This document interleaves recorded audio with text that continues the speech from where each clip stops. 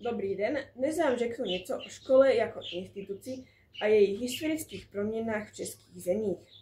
Škola je společenská instituce, jejíž funkcí je poskytovat vzdělávání žákům příslušných věkových skupin v organizovaných skupinách dle určitých vzdělávacích programů.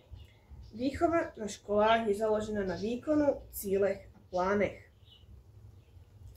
První zmínky o školách na našem území pocházejí z dob Velké Moravy. Založili je pravděpodobně Cyril a Metoděj. Tyto školy sloužily k přípravě kněží a feudálů.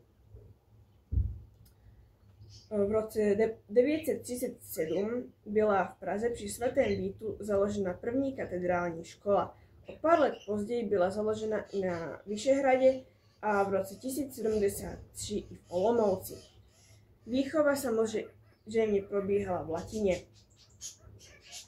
V raném středověku byly školy katedrální, klášterní a farní. Byly jediným zdrojem vzdělávání a toto vzdělávání vycházelo z církevních dogmat. Školy tak vychovávaly submisivní a pokorné boží služebníky. Tvrdá kázeň a tělesné tresty byly v té době docela běžné. Elementární vzdělání se poskytovalo na farních školách, kde se žáci naučili základní minimum. Vyučovalo se i 7 svobodných umění, které se dělilo na formální a reálné. Ve formální části se žáci učili gramatice, dialektice a rétorice a v reálné části se učili geometrii, aritmetice, múzice a astronomii. 13. století je období, kdy začaly vznikat kupecké a cechovní školy. Ty se později sloučily do městských neboli partikulárních škol. Na konci středověku tak existovaly 3 typy škol. Městské, latinské školy partikulární a klášterní a katedrální. V roce 1348 byla založena Univerzita Karlova se 4 tehdy obvyklými fakultami. Teologickou, právnickou, lékařskou a artistickou. Titul byl platný v celém světě. Husitské hnutí vývoj školství trochu pozastavil, protože zanikaly klášterní školy.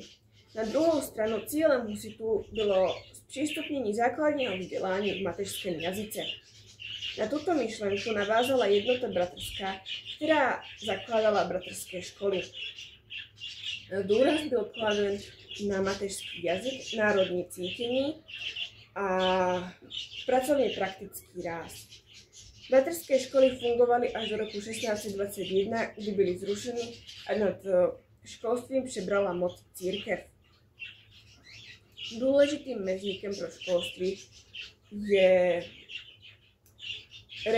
školská reforma Marie Terezie, která zestátnila školy a založila povinnou školní docházku. Začaly si zároveň tisknout jak německé, tak i české učebnice a první metodiky pro učitele. Další posun ve školství nastal, když bylo založeno první dívčí gymnázium Minerva. Začalo se tím prosazovat vyšší dívčí vzdělání. Po roce 1918 církev ztratila vliv na školy a celkové vzdělání. O 4 roky později byl vydán malý školský zákon, který byl uzákoněn až do roku 1948. V tomto roce byl vydán další zákon, školský zákon, který všechny školy sjednocoval. Založena byla 9letá povinná školní docházka.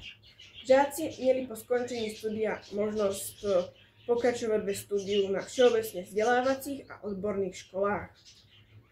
Od roku 1989 začaly vznikat církevní a soukromé školy. Zároveň byly obnoveny i vícetiletá gymnázia. Od roku 1995 vznikaly na vysokých školách 3stupňové struktury vzdělání a byly uzákoněny vyšší odborné školy. Současné školství se řídí podle zákona z roku 2004, který říká, že vzdělávací soustavy České republiky tvoří školy a školská zařízení. Děkuji za pozornost.